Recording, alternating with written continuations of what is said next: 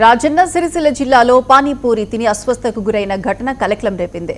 తంగళ్లపల్లి మండలంలోని కేసీఆర్ నగర్ ప్రాంతంలో గప్చుప్ తిన్న 20 మందికి పైగా చిన్నారులు తీవ్ర అస్వస్థకు గురై ఆసుపత్రిలో చికిత్స పొందుతున్న ఘటన స్థానికంగా ఆందోళనకు గురిచేసింది. ఒక్కసారిగా పెద్ద సంఖ్యలో చిన్నారులు అనారోగ్యానికి గురి కావడంతో తల్లిదండ్రులు భయాందోళనకు గురయ్యారు.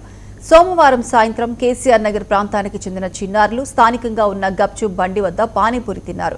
చిన్నారులు పానీపూరి తిన్న మరుసటి రోజు తెల్లవారుజామున నుంచి ఒక్కొక్కరుగా చిన్నారులకు కడుపు నొప్పి, విరేచనాలు, వాంతులు, నీరసం వంటి లక్షణాలు కనిపించాయి.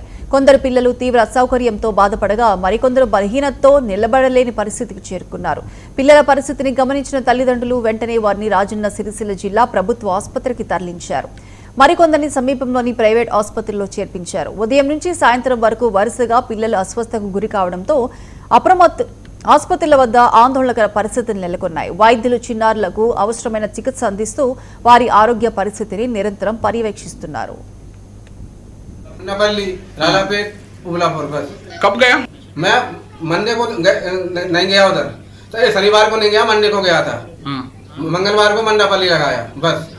इसके बाद नहीं गया कहीं भी घर पे अपने इमली, धनिया, पुदीना और लहसुन, अदरक, गंदे कोई पाउडर नहीं है, इमली के साथ उसी से खट्टा।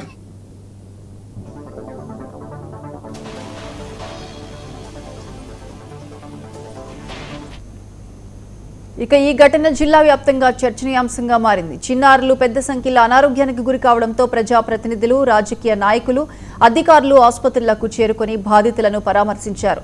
ప్రభుత్వ విప్ ఆది శ్రీనివాస్ జిల్లా ఆసుపత్రికి వెళ్లి చికిత్స పొందుతున్న చిన్నారులను కలిశారు.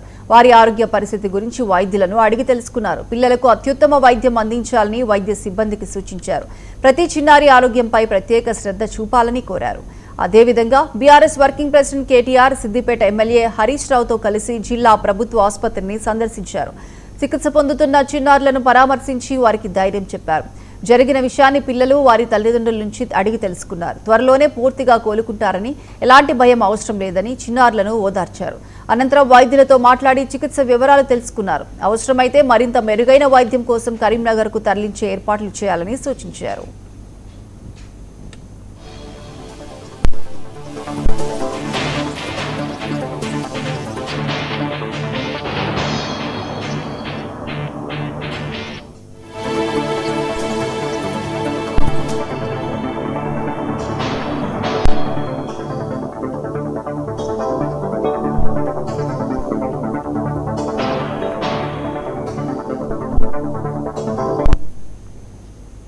టీఆర్ఎస్ అధినేత్రి కల్వకుంట్ల కవిత కూడా జిల్లా ఆసుపత్రిని సందర్శించారు. బాధిత చిన్నారులను పరామర్శించి వారి ఆరోగ్య పరిస్థితిని అడిగి తెలుసుకున్నారు. పిల్లల తల్లిదండ్రులతో మాట్లాడి వారికి ధైర్యం చెప్పారు. ఇలాంటి ఘటనలు పునరావృతం కాకుండా తగిన చర్యలు తీసుకోవాలని అధికారులను కోరారు. ఘటన తీవ్రతను దృష్టిలో ఉంచుకుని ఆహార భద్రతా విభాగం అధికారులు రంగంలోకి దిగారు. గప్చుప్ విక్రయించిన మోహన్ లాల్ ప్రజాపతి అనే వ్యక్తిపై కేసు నమోదు చేశారు. ఆహార తనిఖీ అధికారి అనుష ఆధ్వర్యంలో అతని నివాసంలో ఆహార పదార్థాలు తయారు చేసే ప్రదేశంలో తనిఖీలు నిర్వహించారు. తయారీలో ఉపయోగించిన వివిధ రకాల పదార్థాలకు సంబంధించిన 7 నమూనాలను సేకరించారు. వీటిని పరీక్షల కోసం ల్యాబ్కు పంపించారు. టెస్టుల అనంతరం అసలు కారణం ఏమిటో స్పష్టత వచ్చే అవకాశం ఉందని అధికారులు తెలిపారు.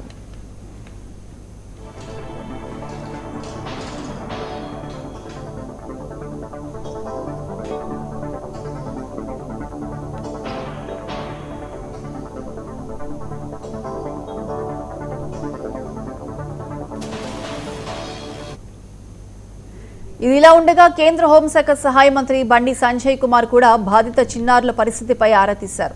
ఫోన్ ద్వారా చిన్నారులతో మాట్లాడి వారికి ధైర్యం చెప్పారు. ఏమాత్రం ఆందోళన చెందవద్దని, త్వరలోనే కోలుకుంటారని భరోసా ఇచ్చారు. అలాగే వైద్య సేవల విషయంలో ఎలాంటి లోటుపాట్లు ఉండకూడదని సంబంధిత అధికారులకు సూచించినట్టు తెలుస్తోంది. అయితే సంఘటన జరిగిన తరువాతే అధికారులు స్పందించడం పట్ల స్థానిక ప్రజలు అసంతృప్తి వ్యక్తం చేస్తున్నారు.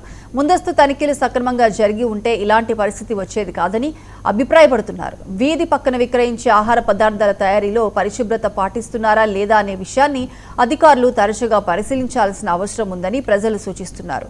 అపరిశుభ్రమైన నీరు, నాసిరకం పదార్థాలు, కాలం చెల్లిన మసాలాలు, కల్తీ పదార్థాల వినియోగం కారణంగానే ఇలాంటి విష బాధలు సంభవించే అవకాశాలుంటాయని పలువురు అభిప్రాయపడుతున్నారు.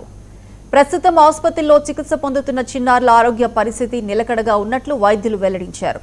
ఎక్కువ మంది పిల్లలు చికిత్సకు స్పందిస్తున్నారని, ప్రమాదం లేదని పేర్కొన్నారు. అయినప్పటికీ పూర్తిగా కోలుకునే వరకు వైద్య పర్యవేక్షణ కొనసాగుతుందని తెలిపారు.